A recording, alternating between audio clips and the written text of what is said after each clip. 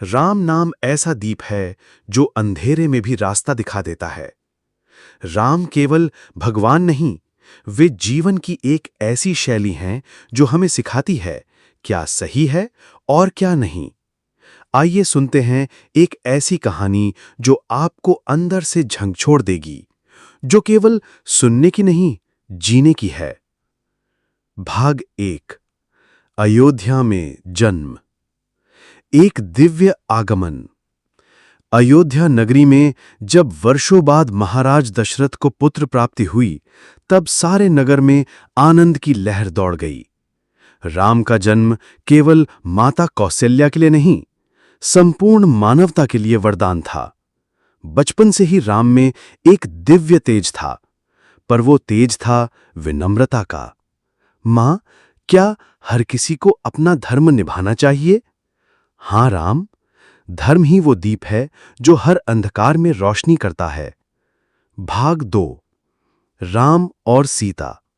प्रेम जो मर्यादा में बंधा था। जनकपुरी में जब राम ने शिव धनुष उठाया, तब केवल सीता ही नहीं, पूरा संसार जान गया, यह कोई साधारण मनुष्य नहीं। राम और सीता का विवाह प्रेम से ज्यादा मर्यादा का बंधन था। यह वो प्रेम था जिसमें मैं और तू नहीं था, केवल हम था, पर मर्यादा के भीतर। भाग 3। वनवास, त्याग की पराकाष्ठा। जिस दिन राम का राज्याभिषेक होने वाला था, उसी दिन उन्हें वनवास की आज्ञा मिली। उन्होंने किसी से सवाल नहीं किया, बस मुस्कुरा कर बोले, पिताजी की मर्यादा मेरी मर्यादा है। इस एक निर्णय में ही वे सारे मानवता के आदर्श बन गए। राम, तुम यह अन्याय क्यों सह रहे हो? यह अन्याय नहीं लक्ष्मण, यह मेरा धर्म है। भाग 4। वन में संघर्ष और भीतरी विजय। वनवास केवल जंगलों का सफर नहीं था, यह उनके भीतर के युद्ध का सफर था, राक्षसों से भी और स्वयं से भी। उन्होंने अहल्या का उद्धार किया, शबरी के झूठे बेर खाए और हर व्यक्ति को समान दृष्टि से देखा।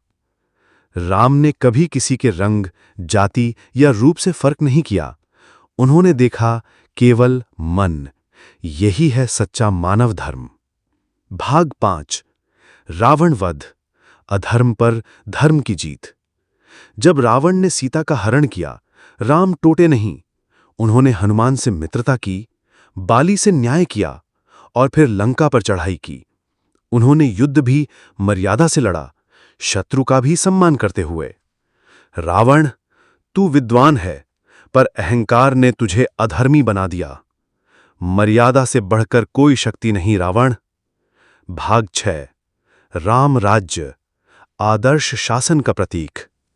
राम का अयोध्या लौटना विजय नहीं था, यह धर्म की वापसी थी।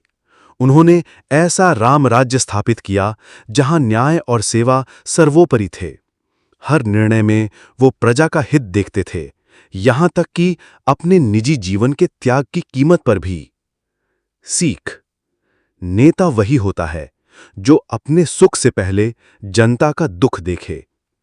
अंत, राम, जीवन जीने का सबसे सुंदर तरीका। राम केवल अतीत की गाथा नहीं है, वो हर बेटे में है जो अपने पिता की बात मानता है। वो हर पति में है जो अपनी पत्नी की मर्यादा रखता है। वो हर राजा में है जो अपने लोगों की चिंता करता है। और वो हर इंसान में है जो सत्य, प्रेम और त्याग की राह पर चलता है। अगर आपको राम की यह गाथा प्रेरणादायक लगी हो, तो इसे साझा करें। हो सकता है किसी और की जिंदगी भी बदल जाए, जैसे राम ने हमारी बदल दी।